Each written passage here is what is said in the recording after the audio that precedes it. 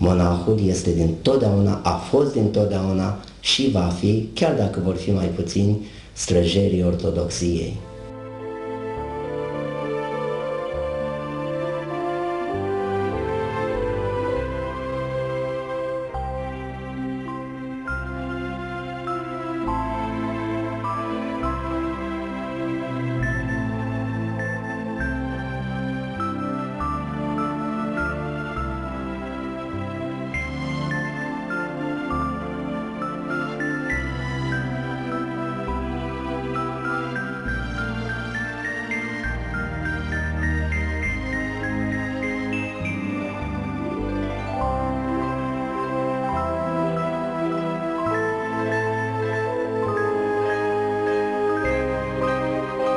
Totul se rezumă la relația dintre un stareț și un viețuitor de mănăstire, cum lucrează și cel ce vrea să se mântuiască și cum iubește drumul lui monahal.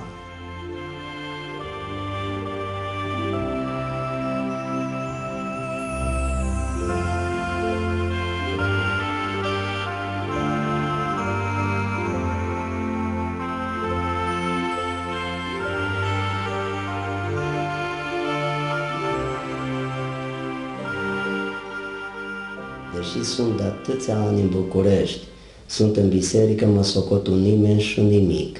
Mă socot un om, o piesă într-un angrenaj înalt care trebuie să mă învârt atunci când trebuie, cu cinste, cu demnitate și cât este ziua, cum spunea și Mântuitorul, să lucrăm, dar să lucrăm în aria lui curat. Cât despre ceea ce se întâmplă aici, mai ales pe străzile noastre, dar n-aș vrea ca să polarizez prea mult în această emisiune, mă conformez faptului că din pământ suntem și în pământ vom merge.